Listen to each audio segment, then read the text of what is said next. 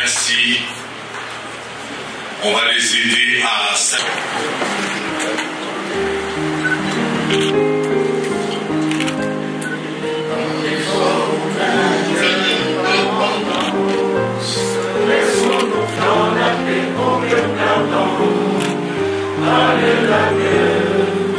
Nous bâtirons un pays plus beau qu'avant dans la paix citoyenne. Entonner l'hymne sacré de notre souveraineté. Fièrement, dans l'uni Congo, des alliés Congo, au pays Congo. Joie au doux soleil, 30 juin du 30 juin, jour sacré soit les témoins, jour sacré de l'immortel, serment de liberté, que nous lèvons à notre postérité pour toujours. Merci, merci. Comme je le disais, il sera ne pas des risques de cette grande confusion. Que le législateur prend en compte et qu'il considère comme accident de travail. Parce que là où vous touchez votre relation, c'est un lieu habituel. Là où vous prenez vos repas à la pause, c'est souvent des lieux aussi habituels. Il y a aussi des exceptions en cas de covoiturage, c'est-à-dire vous avez l'habitude de prendre le même véhicule avec un ami, avec un collègue pour rentrer à la maison, même si ce n'est pas sur votre trajet direct de la maison vers le travail, mais s'il est établi que Mamboué va souvent avec Ilunga, ils font route ensemble pour rentrer à la maison, même si le parcours est détourné par rapport au domicile de Mamboué, mais comme il y a une situation de covoiturage, on va considérer ça comme accident de travail. Il y a d'autres exceptions qui existent, on y reviendra peut-être plus tard. Donc il y a la pension des deux côtés, avec leur corollaire, il y a aussi les risques professionnels des deux côtés, avec leur corollaire. Alors du côté de CNSS, il y a actuellement des prestations aux familles qui sont organisées, mais qui ne sont pas encore d'application à la CESA. C'est prévu dans la loi. Dans la loi de 2022 que le chef de l'État venait de prendre, loi dans laquelle il a ajouté plusieurs corps de fonctionnaires qui dépendent désormais de la CENSA, il est prévu aussi la prestation qu'on appelle la prestation de famille. Vous trouvez là-bas dedans les allocations familiales, la pension de maternité, prénatale, les allocations journalières. Je suis en train de regarder le directeur de la CNSS. Je parle aussi sous son contrôle, parce que ce sont des experts de la sécurité sociale aussi. Donc, toutes ces choses font les grandes différences entre les deux caisses. Je crois que ça commence à devenir un peu plus clair pour moi et pour vous. Alors, quelles sont les grandes innovations, ça c'est le point 3, que le chef de l'État a amené au niveau de la sécurité sociale? Au niveau de la CNSS, en 2022, pour ceux qui savent comment la CNSS fonctionne, ils savent que beaucoup de retraités, au niveau de la CNSS, touchent ce qu'on appelle la pension minimale. C'est-à-dire le minimum que l'on paye en dépit du fait que leur salaire de l'époque était peut-être tout petit, et lorsqu'on a mis en branle les éléments de calcul de la pension, on s'est rendu compte qu'il y tombait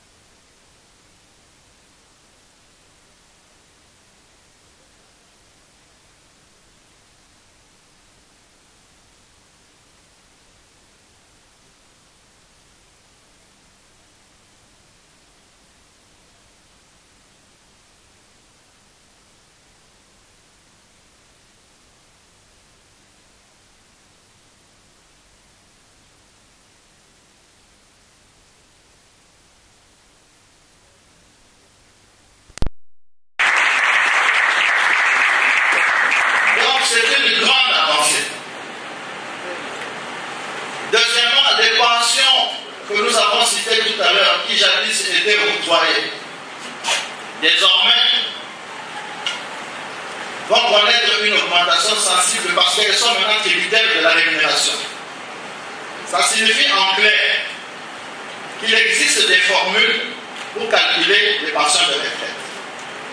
Donc, chaque fois que les rémunérations des fonctionnaires vont être améliorées, vous devez aussi en tirer des conséquences sur le plan de la pension qu'ils auront une fois à la retraite. Ça, c'est une évidence. Ce n'est plus comme avant, au Bimana 95, au Bimana 2000, vous en avez 1500 ans. Maintenant, les améliorations que vous connaissez pendant votre carrière auront une incidence directe sur la retraite que vous prendrez à la sortie. C'est la même situation que l'on a à la CNCS. Donc, l'un des soucis, c'était d'amener tous les travailleurs du Congo, qu'ils soient fonctionnaires ou non, à vivre, à connaître, à jouir de pensions équitables et équilibrées. Donc, nous devons prier, nous devons travailler pour que chaque fois que les travailleurs, fonctionnaires ou autres vont en négociation, leur rémunération soit améliorée. Point 4. Autres innovations. Je vous ai cité les innovations intervenues au travers des caisses de sécurité sociale. Mais il y a aussi d'autres innovations que le chef de l'État a apportées en dehors des caisses de sécurité sociale, en travaillant directement avec certains ministères concernés. Il s'agit précisément du ministère de l'enseignement primaire et secondaire et du ministère de la Santé. Je ne vais pas entrer trop dans les détails là-bas. Je vous dis tout simplement que lorsque vous entendez parler de gratuité de l'enseignement ou gratuité de la maternité, vous devez savoir que ce sont des prestations sociales par rapport à la définition que je vous ai donnée tout à l'heure au départ. Et si vous allez aussi dans la convention 102, qui est une convention de l'OIT de l'AISS, que l'on appelle communément dans le jargon de sécurité sociale la norme minimale, on cite un certain nombre, à titre indicatif, il est cité dans cette convention certaines prestations, mais lorsque vous les observez, elles tournent essentiellement, pour la plupart, autour de la santé de l'être humain. Bon. Tout ce qui est fait en faveur de la population dans le secteur de la santé, ce sont aussi des prestations sociales. Et là, il y a déjà un premier paquet, parce que la population, elle est grande, il fallait bien commencer quelque part. Il y a déjà un premier paquet qui est celui de la maternité gratuite.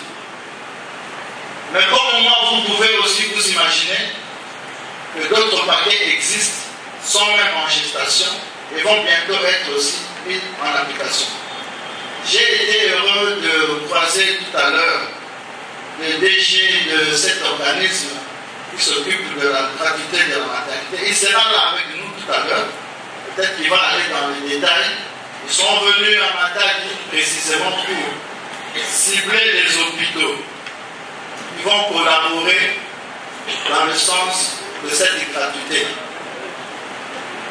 C'est une intervention majeure dans le cadre de la couverture maladie universelle. Et l'objectif, c'est justement de répondre à trois préoccupations. La première, l'accès aux soins de santé à tout citoyen congolais. La deuxième, non seulement le citoyen congolais doit accéder aux soins de santé, mais il doit aussi trouver des centres de santé équipés, disposés à apporter ces soins. Et la troisième préoccupation, c'est faire de sorte que quand quelqu'un accède aux soins de santé dans un centre équipé, il peut lui donner des soins de bonne qualité, de bonne facture, qui ne puissent pas s'appauvrir. Donc cette prestation doit être financée quelque part.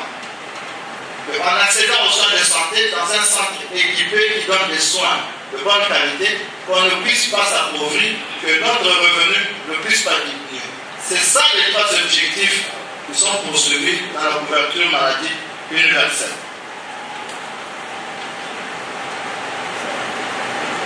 Vous avez aussi entendu qu'en dehors des caisses, il y a la gratuité de l'enseignement. Ça, c'est maintenant au niveau du ministère de l'enseignement primaire. La gratuité de l'enseignement qui est instaurée depuis un certain temps, qui va s'étendre au niveau secondaire. Et nous pensons que cela peut aller aussi s'étendre jusqu'au niveau supérieur. Mais alors, comme nous l'avons dit au début, lorsque vous créez une prestation qui s'adresse à une population cible d'élèves ou d'étudiants, il faut que quelque part, il y ait un mécanisme de financement. Bon, il y a toujours ces trois éléments en matière de sécurité sociale. La population cible, la prestation et le financement. Donc, c'est vraiment de façon classique qu'il faut retenir ça. On aura aussi bientôt les cantines scolaires. C'est déjà annoncé d'ailleurs. Tout ça, ça fait partie des paquets de prestations organisés en dehors des caisses, mais en faveur d'une population cible pour pouvoir justement améliorer les conditions de vie des Congolais.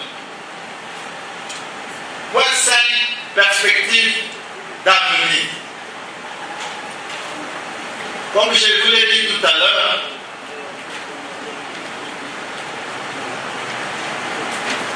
il existe d'autres paquets de soins qui sont programmés. Il existe d'autres prestations sociales qui sont aussi programmées à travers les caisses qui vont progressivement être mises en œuvre. Parce que la mise en œuvre d'une prestation sociale nécessite des études. Lorsque ces études sont faites, il y a d'autres étapes qui suivent. C'est comme je disais tout à l'heure, au niveau de la CNSS, les prestations aux familles sont déjà organisées. Au niveau de la CNSA, c'est prévu, mais ce n'est pas encore organisé. Peut-être que l'année prochaine ou dans 2 ans, nous allons aussi lancer ce produit-là au niveau de la CNSA. On n'est pas en concurrence, mais on avance ensemble. Donc, d'autres paquets de soins sont prévus au niveau de la couverture santé universelle. D'autres paquets de prestations sont aussi prévus au niveau de la gratuité de l'enseignement. Mais il y a aussi d'autres secteurs de la vie publique sur lesquels des paquets de prestations sont déjà ciblés. Je me garde de vous les annoncer, mais j'imagine, en tant que praticien de la sécurité sociale, qu'on peut créer des prestations, et on va créer des prestations dans plusieurs secteurs. Parce que longtemps, nous nous sommes rendus compte qu'il y a des choses qui se font à l'étranger, qui peuvent aussi se faire ici.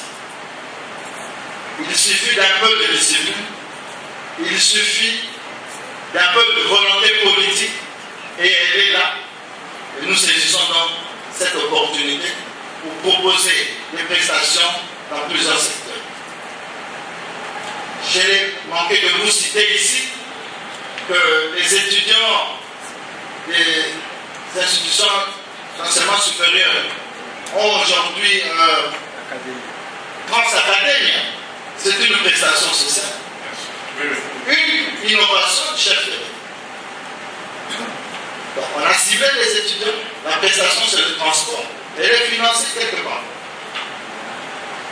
Ils ont aussi l'accès à Internet gratuit sur les sites universitaires. C'est aussi une prestation. Parce qu'à ce jour, n'est-ce pas mon frère? Oui, c'est une prestation. Donc, quand vous réfléchissez un peu sur certaines réformes, certaines innovations, certains changements qui se font autour de nous, vous vous rendez compte qu'il y a vraiment plusieurs secteurs de la vie sociale sur lesquels la gouvernance actuelle est en train d'intervenir. Mais au sein des caisses de sécurité sociale, les prestations qui vont s'ajouter, qui vont devoir s'ajouter, vont appeler une réforme dans le mode de financement des caisses, qu'il s'agisse de la CNSS ou de la CENSA. Je m'explique. À ce jour, les deux caisses, leurs recettes sont essentiellement assises sur les cotisations des travailleurs et des employeurs. Mais au fur et à mesure que les prestations s'ajoutent, le taux de cotisation aussi augmente. Et il est impossible d'augmenter indéfiniment le taux de cotisation parce que le gros de la charge repose sur l'employeur. Je donne un exemple. La branche, par exemple, des risques professionnels, elle est totalement supportée, que ce soit à la CENSA ou à la CNSS, par les employeurs. Il en est de même de la branche des prestations aux familles. Elle est totalement supportée par les employeurs. Et les autres branches qui vont s'ajouter, qui relèvent, qui sont citées, qui sont reprises sur la Convention 102, sont aussi similaires sur le plan financement sur les cotisations de l'employeur. Alors, pour ne pas faire peser sur l'employeur des cotisations qui vont s'accumuler et se multiplier, ça risque de tuer l'économie et nous amener des problèmes comme les Français en ont aujourd'hui avec les gilets jaunes et tout ça. Il faut diversifier les sources de financement. C'est-à-dire que certaines branches qui vont s'ajouter devront être financées par des impôts et des taxes. Et non seulement sur les cotisations des travailleurs. Mais ça va profiter toujours aux travailleurs. Parce que la population cible dans les caisses de sécurité sociale, ce sont les travailleurs. La population cible en dehors des caisses de sécurité sociale, c'est toute la population. Et puisque nous nous sommes lancés vers une couverture, une extension de la couverture sociale, nous devons déjà réfléchir sur la diversification des sources de financement. On doit financer par les cotisations, mais on doit aussi financer par les impôts et les taxes. Les caisses aussi de sécurité sociale peuvent également financer d'autres futures branches en réinvestissant les fonds de sécurité sociale qu'ils collectent à ce jour. Parce que tous les fonds qui sont collectés ne sont pas totalement dépensés par les pensions et les autres branches, ne sont pas totalement dépensés par les charges administratives ou techniques. Donc ce qui reste peut être réinvesti. Ils peuvent créer des entreprises, ils peuvent créer des services, des entreprises qui livrent des biens et des services. Et ces entreprises vont créer aussi d'autres emplois, vont générer des profits. Et ces profits peuvent servir à financer aussi d'autres branches. Donc, la solution, c'est la diversification des sources de financement de la sécurité sociale. En guise de conclusion, parce que je ne voudrais pas monopoliser la parole, je voudrais dire, comme vous l'avez déjà entendu dire ça et là, nous avons un choix à faire entre repartir de zéro et consolider les acquis. Je vous remercie.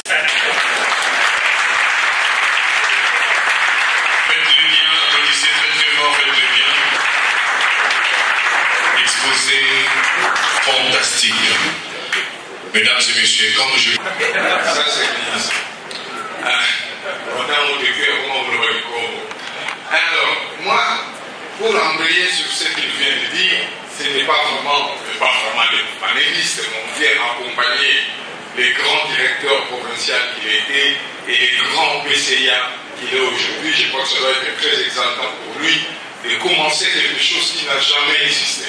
D'ailleurs, moi, jusqu'aujourd'hui, même la CNSS, j'ai mis mal à m'adapter, j'ai dit toujours l'INSS. Comme le Onatra, je n'ai jamais appelé SFTP ni l'ex-Onatra, je disais toujours Onatra. Dieu merci, les gens sont revenus à la raison en ce qui concerne cette entreprise et c'est maintenant encore l'Onatra. Moi, je parle ici aussi comme quelqu'un qui a eu à pratiquer son Excellence, Monsieur le Président de la République, M. Félix Tshisekedi, au gouvernement. Grâce à vous d'ailleurs. J'étais ici dans une réunion dans cette salle, et puis on m'a levé. Et il y a une salle, au gouvernement, j'ai dit que c'est sorti. Je n'ai jamais demandé. Je suis parti. Et moi, j'ai rencontré un homme que j'ai côtoyé dans l'UEPS en Europe. Un homme qui m'a dit ça, c'est qu'on a vraiment mais il n'était jamais orgueilleux de la militaire communiste. L'UEPS est socialiste. Toutes ces réformes dont vous parlez, monsieur le PCA, c'est fait par un socialiste. Parce que dans notre pays, on fait de la politique sans idéologie. Les gens se mettent ensemble, que le français bien, le parent ici à mon corps, et puis après on fait de la politique. Non, c'est un socialiste là, monsieur le président de la République. Moi je l'appelle toujours, je fais l'équipement des raccourcis. Moi j'ai reconnu Félix Tshisekedi. Je l'appelle donc son excellence, monsieur le président de la République, Félix Antoine. Félix Tshisekedi. Alors ces réformes, ça c'est ce que vous voyez tous. Mais moi j'ai eu à vivre cela au Conseil des ministres. Je me rappelle encore pour avoir le plus de risques et le corps médical, certainement il y en a ici.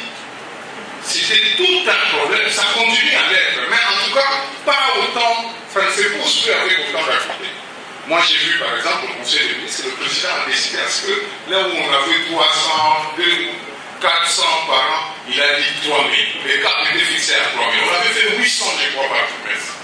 Et moi, un jour même, j'ai fait rire les gens au Conseil des ministres, parce que moi, je suis toujours choqué dans cette histoire. On accorde la prise de risque. Si vous avez la chance d'opérant en la matière, vous les rencontrez, on vous accorde la prise de risque pour le médecin, mais ça existe aussi pour les infirmiers, et on vous retient 3 mois. La personne qui vous a aidé va donc toucher les 3 premiers mois. Il y a rien. Là, ce que vous allez mettre en place, surtout pour le médecin. Comme ça, gratuit, si vous voulez avoir cette truc. Et moi, je suis féministe et je suis encore choqué. Je vais vous choquer par le terme, mais parfois la femme est obligée de coucher, la femme médecin ou infirmière, pour avoir sa prime de risque. Et je l'ai dit de la même manière au Conseil des ministres. Et il en sortira d'ailleurs une expression consacrée, du moins dans notre gouvernement. J'ai dit ce jour-là, Excellence, Monsieur le Président de la République, je ne le dis pas parce que je suis médecin par alliance. Puis tout le monde a rigolé et les collègues qui devaient parler après le président lui a dit j'espère que vous n'êtes pas ingénieur par alliance. Parce que ça, moi, personnellement, je respecte tellement les droits humains. Et nous sommes dans un domaine où les gens ont beaucoup travaillé, ont étudié pour nous soigner. Et d'une manière inhumaine, on les traite. Et là, c'est un coup de maître.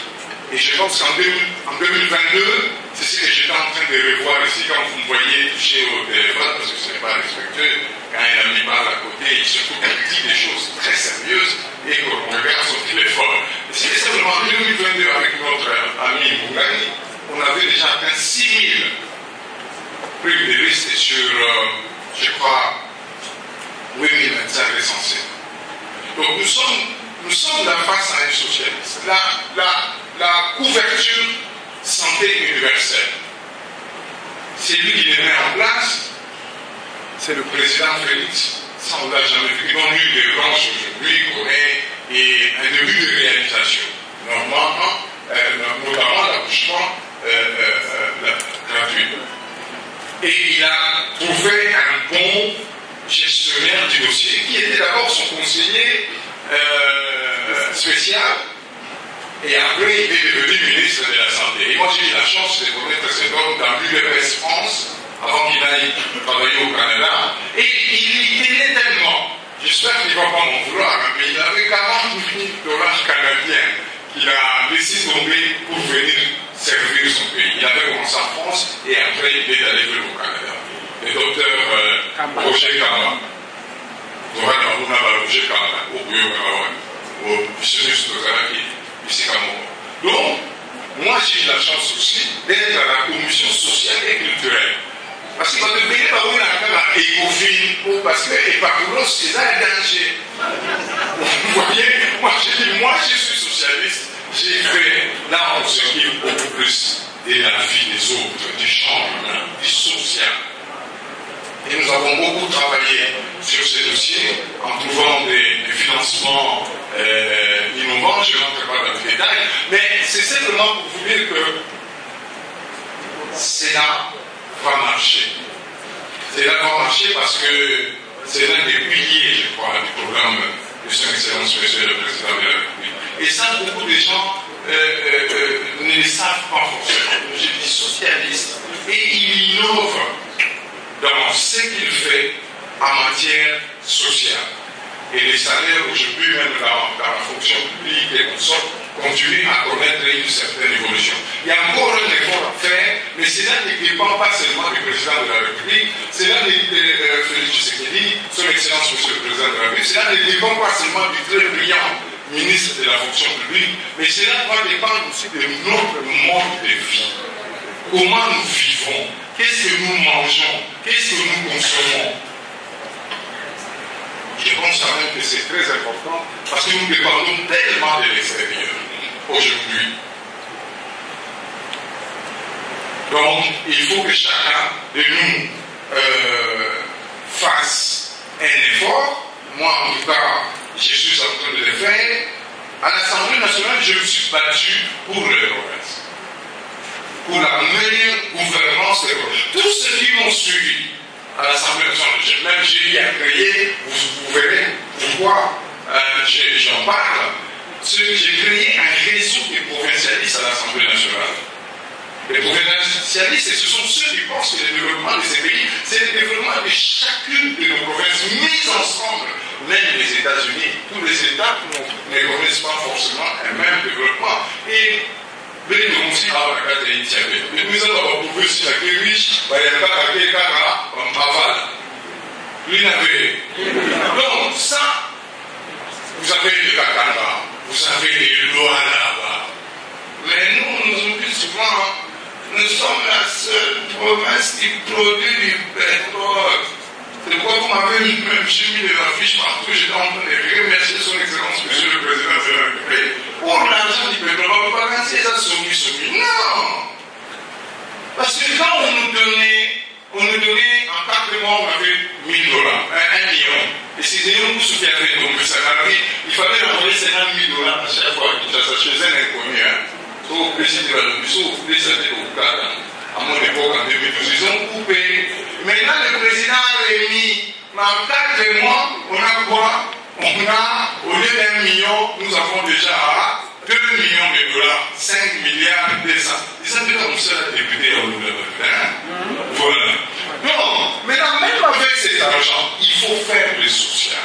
Quand je parle du développement des provinces, nous avons commencé avec Moutambachi, un embryon de fonction publique, de la fonction publique territoriale. Quand nous avons créé, par exemple, la REPER qui est devenue la DGRKC, mais c'est ça la chance de travailler avec quelqu'un qui était déjà à Salada, pour aller à moi à Salada, puis j'avais déjà travaillé avec tout le monde, ça c'est tout, les grands territoriales, les restes de moi, mon maître, c'est lui qui m'a mis le pied à l'étrier, et puis à côté vous aviez Foucault Unsola, mon rêve, mon idole, Yéna, l'homme organisé à Zanchi.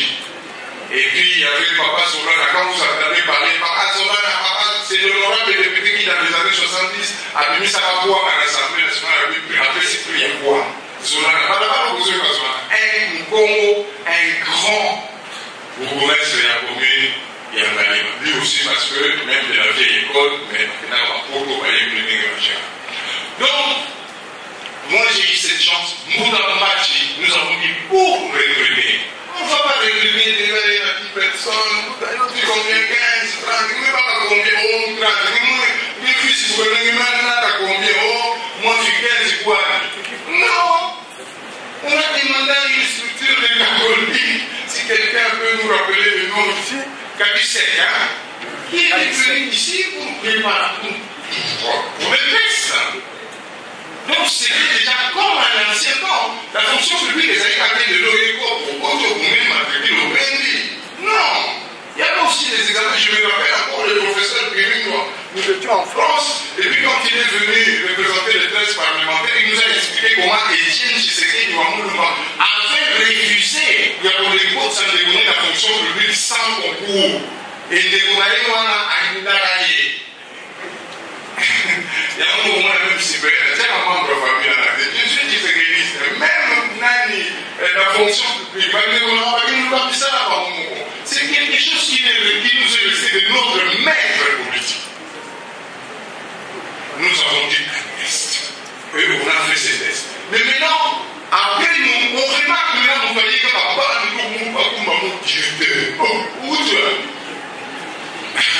et la promotion, la montée en garde, comment vous appelez ça? C'est ça. Voilà la carrière. Vous voyez? Donc, même quand vous me voyez revenir dans ma pauvreté, ces combats-là, moi quand j'entends l'Assemblée nationale, des provincialistes, quand j'ai prends la parole des provincialistes, parce que je me bats vraiment pour que nous soyons des provinces dignes, en dehors des structures politiques qu'il faut changer, parce que nous sommes en train de nous battre pour qu'avant l'élection du prochain gouverneur, il faut qu'on réforme absolument la territoriale. Dès que le président lui-même l'a dit, non, nous ne pouvons pas le nommer, et c'est pas la nommer. Peut-être que ça voter va débuter. Et c'est pour ça que nous allons nous rapprocher de la décentralisation. Parce que tout ça, ce sont des choses. Nous avons choisi la décentralisation. L'UDPS est foncièrement fédéraliste. Mais il y a un fédéralisme, parce que vient à Bissoko, car moi, quand j'étais encore enfant, je ne vous rappelle pas mon âge. Quand j'étais enfant, quand un homme qui n'était pas mon Congo venait épouser votre fille, surtout 3 ans, nous allons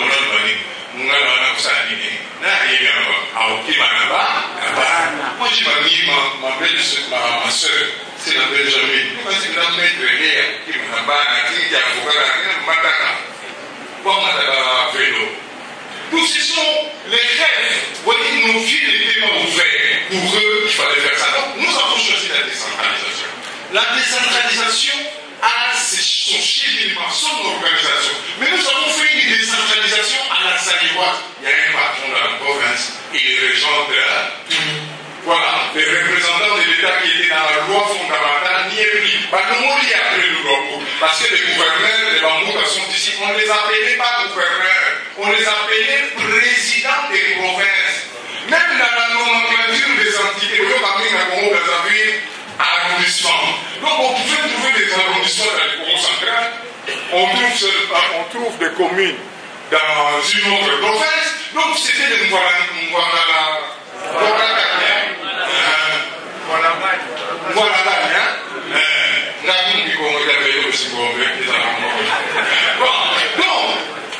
vous voyez, et nous voulons nous organiser pour que, comme ailleurs, j'en ai parlé avec le ministre de la fonction publique et je suis allé voir, parce que je suis allé lui dire que Boutaka Savou avait travaillé dans vos bâtiments, il faudrait mettre un écriteau où on va lui rendre hommage, comme j'ai pu obtenir que le ministre, l'ancien ministre de l'Éducation, de l'enseignement supérieur, Thomas Louaka, a mis dans le bâtiment là, où avait le ministère de l'Intérieur, c'était les bureaux de Boutaka Savou.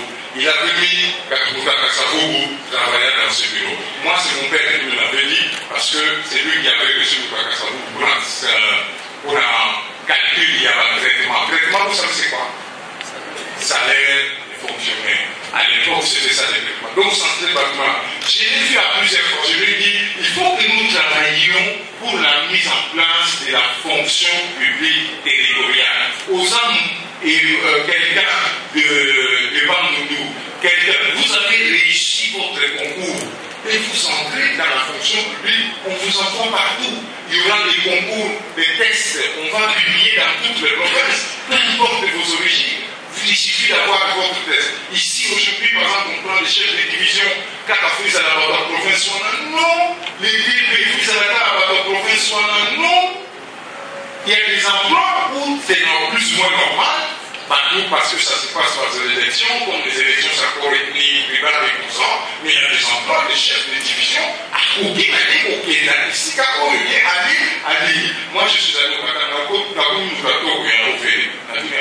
fonctionnement combien? À 80 millions. Alors, il y a un peu de temps, on a même 3 millions. La ville à Qatar, oui, ça devient un gire de fonctionnement. 80 millions de l'époque du match de Mazembe, en 2009, il avait 80 millions de fonctionnement. Donc les gens, et nous travaillons pour que vraiment la fonction publique territoriale, où il y aura des tests, parce que ça c'est facile à réaliser. Nous pouvons le faire dans notre province. Nous sommes en train de convaincre de plus en plus de gens, et je vous assure, je ne vais pas m'étendre davantage, nous avons mené notre combat, les provincialistes, et j'ai pu obtenir que l'on sorte le ministère de la décentralisation du ministère de l'Intérieur. Pour que nous avons aussi obtenu que l'on forme des nouveaux nommés, mais malheureusement cela n'a pas marché. Mais j'étais dans les comités créés par la CENI avant un mois. Malheureusement, même le directeur de cabinet actuel du ministre qui est né de Dirkaba, les projets n'a pas forcément continué parce que vous savez, même dans le ministère, chaque ministre qui arrive a sa vision. Et puis je pense que ce n'était pas des gens. Parce que nous, on a dit qu'on a nommé. Ce n'est pas un tort de nommer les maires. Mais il faut les former. En France, un éleveur de cours qui devient maire, on le prend, l'association le prend de forme. 3 mois plus tôt, on amène de la marge, change. Vous voyez? Donc c'est ce que nous allons faire. Et nous disons, nous avons le PCA avec nous. Et la CENSA aujourd'hui est gérée par un jeune, c'est le Colo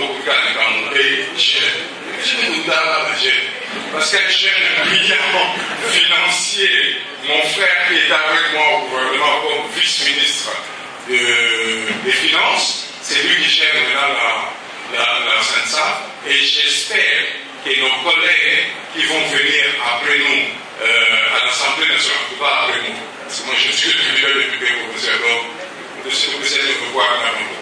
Mais nous, au niveau de la province, nous allons essayer de suivre ce qui est en train d'être fait par le pouvoir central. Et comme je vous l'avais dit tout à l'heure, les socialistes de ce pays, croyez-moi, beaucoup de gens sont sceptiques. Mais vraiment, j'étais là quand le pays a été bloqué pendant 2 ans. Moi, j'ai vécu ça de l'intérieur. Donc, vous sentez que quand on demandait un financement, parce que vous savez, dans la province, même dans la province, les patrons, c'est le gouverneur, mais les vrais patrons, c'est le ministre des Finances. Et il nous a dit ça clairement, quand son président soit le pays capable de ici. Non! Mais dans la province, qui gouvernait dans le pays, va payer ici. Là, vous avez la signature. Moi, je suis en train de me faire réviser les 270 000 $. La BNG a développé ça en 170 signature. A bien l'autre et l'autre. La démission au Foutagini, mais dans le pays, si le président est en train aussi de subir, c'est-à-dire qu'il peut donner des instructions, le ministre des Finances ne suit pas, le premier ministre a donné des instructions, au moins les mêmes personnes nous tombent. Il va nous donner, mais nous on en parlait toujours. Et il y avait même des esprits magnifiques qui pensaient vraiment qu'on pouvait mettre le président de la République. Ce n'est pas un secret d'État. C'est presque, vous voyez, même à côté, qu'on pouvait le mettre en minorité, la produire bien la justice. Moi, j'étais chargé des relations avec le Parlement. Je vous assure, j'ai vécu ça. Vous êtes en plein conseil des ministres, vous êtes ça dans la grand, et toi, tu vois les mots de l'Assemblée. Tu les dis au conseil des ministres. Est-ce que tu ne le dis pas? Et voilà.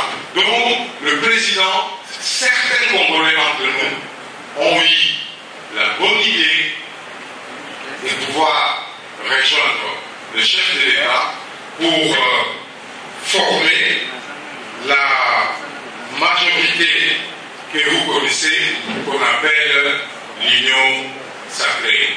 Et d'ailleurs, quand il fait son discours sur l'Union sacrée, il dit « Mon salaire est bandit, il s'est nommé Banda, mais là, pas foutu dans la droite de père.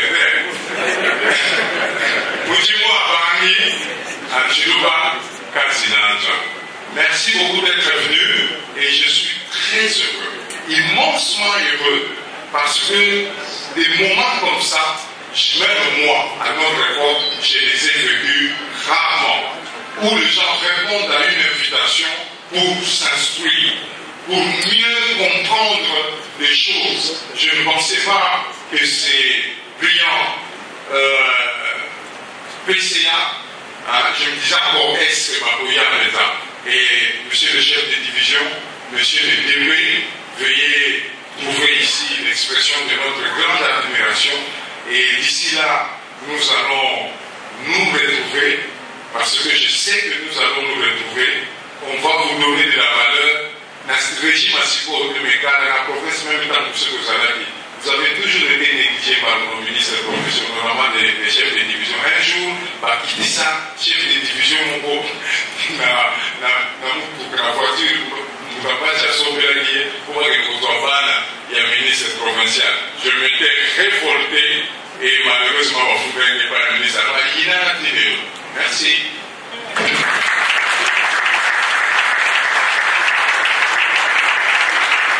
Si j'étais vous, j'avais bien le faire, ça fait vraiment.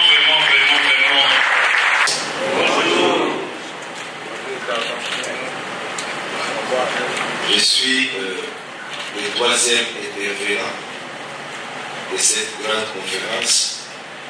Avant moi, il y a eu deux brillants exposés de notre PCA de la CENFA et de notre honorable D. Poussou. Ils ont suffisamment parlé. Alors, en ce qui me concerne, je vais être bref, surtout que je vais intervenir sur la gratuité de l'enseignement primaire en République démocratique du Congo. Nous devons d'abord remercier le président de la République démocratique du Congo, son Excellence Félix Antoine Tshisekedi Tshilombo, qui a activé l'article 43 de notre Constitution qui consacre la gratuité de l'enseignement primaire. Parce que c'est depuis 2006 que la Constitution actuelle avait été votée au référendum et promulguée par les chefs de l'État, toujours en 2006. Mais depuis 2006, l'article 43 de notre Constitution n'avait jamais été appliqué. Il fallait attendre l'année 2019 avec l'arrivée du président Félix à la magistrature suprême pour que l'article 43 soit finalement appliqué. Mais pourquoi avant cet article n'était pas appliqué? Si nous rentrons encore dans l'histoire de notre pays, nous faisons un petit récit. Nos ancêtres, nos parents avaient étudié presque gratuitement à leur époque. L'enseignement était gratuit au niveau primaire, au niveau secondaire et au niveau universitaire même. Parce qu'à l'époque, nous avions vu nos vieux qui étaient étudiants mais mariés. Et quand vous allez à l'Iniki, vous allez trouver un site où il y a des maisons des étudiants mariés de l'époque. Donc le pays, la RDC, a suffisamment de ressources pour prendre en charge ce genre de prestations.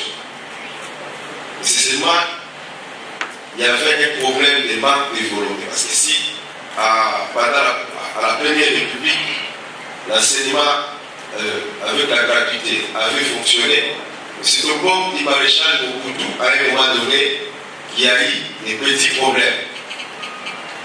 Déjà, même les enseignants étaient à un moment donné mal payés. Mal payés parce que si nous rentrons toujours dans l'histoire, les enseignants avaient débrayé à une époque, ou à un moment, à une date où le président Mobutu avait perdu sa femme. Et c'est le moment que les enseignants de l'époque avaient choisi pour faire la grève. Et le maréchal Mobutu était très fâché contre cette attitude des enseignants. Et depuis lors, les enseignants n'étaient plus considérés, étaient très mal payés. Et cette décision avait beaucoup affecté la qualité de l'enseignement dans notre pays. Comme les enseignants étaient mal payés, nos enfants étudiaient dans des mauvaises conditions. C'était de l'école primaire jusqu'à l'université. Vers les années 90, 91, ce sont les professeurs d'université qui avaient, parce que nous étions déjà à l'époque, vers les années 90, 91, nous voulions que les maréchals Mobutu puissent partir.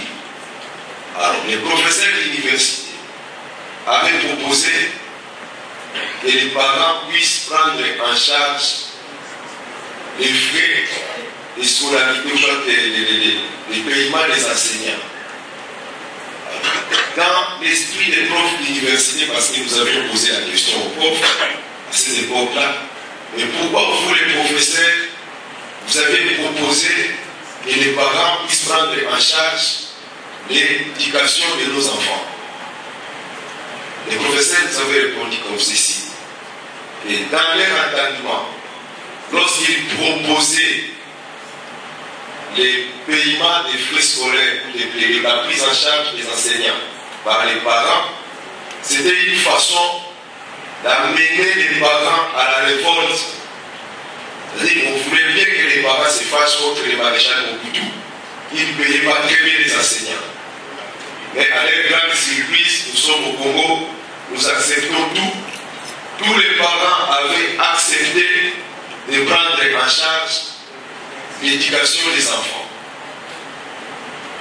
Et avec ce système, dans les écoles, il fallait jouer avec le plus grand nombre d'élèves pour avoir suffisamment de recettes ou suffisamment de moyens pour faire fonctionner l'école.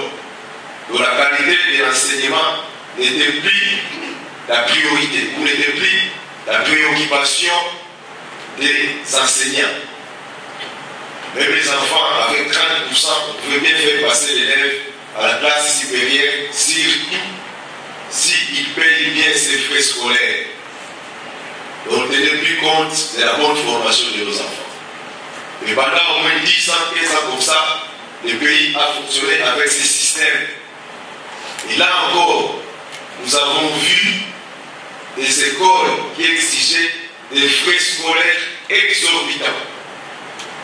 Même à l'école maternelle, on vous demande $500 par trimestre, même $8 par trimestre dans certaines écoles. Et ce système-là avait défavorisé beaucoup de parents et beaucoup d'enfants.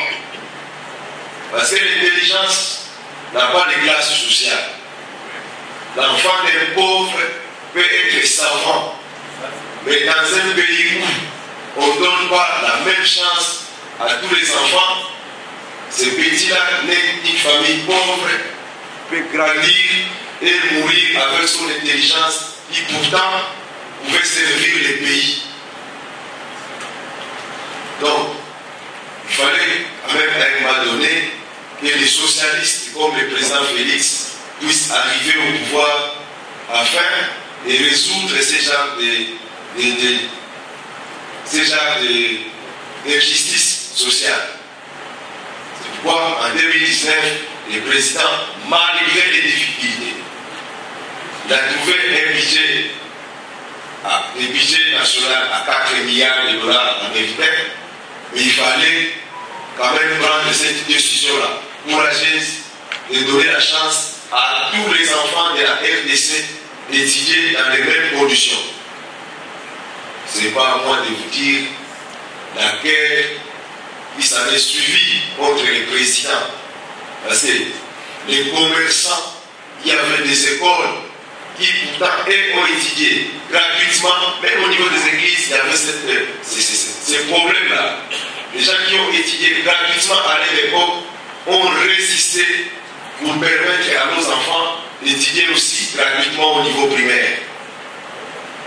Et grâce à la détermination du président, aujourd'hui, la gratuité au niveau primaire fonctionne. Il y a eu beaucoup de... Ils ont cherché à empêcher le bon fonctionnement de cette gratuité de l'enseignement.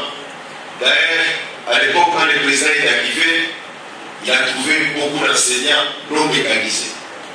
Alors, pour faire échouer la gratuité de l'enseignement, parce que le président devait prendre en charge cette fois-là les salaires des enseignants qui devaient dispenser cours gratuitement. Il y avait un grand nombre d'enseignants qu'on avait trouvé non mécanisés. Il fallait commencer à les mécaniser pour permettre à ces enseignants d'enseigner dans de bonnes conditions et de dispenser des enseignements de qualité à nos enfants. Et déjà, nous avons dit que les 2 premières années du président de la République n'étaient pas faciles, parce qu'il a travaillé avec une coalition qui n'était pas sincère. Déjà, les messieurs qui étaient ministres de l'enseignement primaire et technique cherchaient, au lieu de mécaniser seulement les enseignants qu'on avait trouvés à l'époque, ils ont cherché à engager beaucoup d'enseignants pour ne pas faciliter la mécanisation des enseignants qui étaient déjà sur les listes. Et à un moment donné, il fallait faire partir ces ministres-là pour que le processus puisse avancer. Donc voilà un peu les difficultés trouvées avant que le système de la gratuité de l'enseignement puisse fonctionner correctement comme nous sommes en train de vivre aujourd'hui. Les avantages, ce que nous avons dit, les avantages de la gratuité de l'enseignement primaire, d'abord, nous avons le président de la République qui a seulement appliqué la Constitution dans son article 43, a mis fin à l'injustice sociale qui a existé pendant très longtemps entre les enfants des pauvres et les enfants des riches. Aujourd'hui, nos enfants ont la même chance d'étudier, les fils qui l'enseignement primaire d'abord. Et ça va évoluer au niveau secondaire. C'est pourquoi chaque fois, quand nous allons élire le président de la République pour son 2e mandat, ne commettons plus l'imprudence de lui coller des députés qui ne sont pas de son obédience. Il risquera de l'État.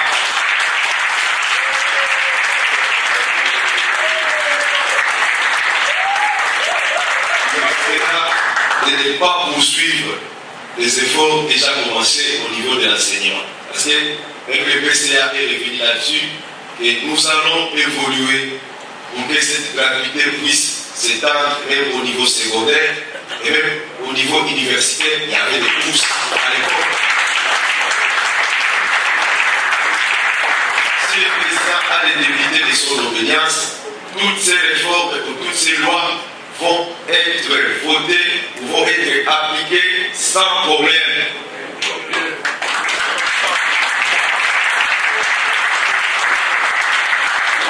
Un autre avantage de la gratuité de l'enseignement. Hier, les parents déboursaient beaucoup d'argent pour prendre en charge l'éducation de leurs enfants. Je vous ai parlé des montants exorbitants, il y avait $500 000 à payer pour un enfant. Mais aujourd'hui, ce n'est plus le cas. Donc, les parents ont la possibilité d'économiser un peu d'argent. Cet argent qui était hier alloué à l'éducation des enfants, aujourd'hui, avec les parents qui sont sérieux, cet argent peut servir à autre chose au niveau du ménage. Il y a des parents qui construisent aujourd'hui des maisons, c'est pas grâce aux économies réalisées du non-paiement au niveau primaire et au niveau primaire. Avec cet argent, les parents peuvent, si pour étudier, il fallait les faire par des stages pour certaines familles, c'est-à-dire il y a les grands frères qui vont commencer à étudier cette année, les petits frères doivent attendre parce que s'il faut amener tous les enfants à l'école au même moment, ça va asphyxier l'économie au niveau de la famille, donc il fallait le faire partout. Mais aujourd'hui, au niveau primaire, tous les enfants peuvent étudier sans les stages. Et on peut également amener donc, cet argent-là au pays pour les élèves à l'école primaire. Cet argent aujourd'hui peut servir aux parents de faire étudier les autres enfants au niveau secondaire ou au niveau universitaire. Et de cette façon-là, notre éducation est en train d'avancer. Et tout ça, c'est grâce au président de la République, Félix Antoine Tshisekedi Tshilombo.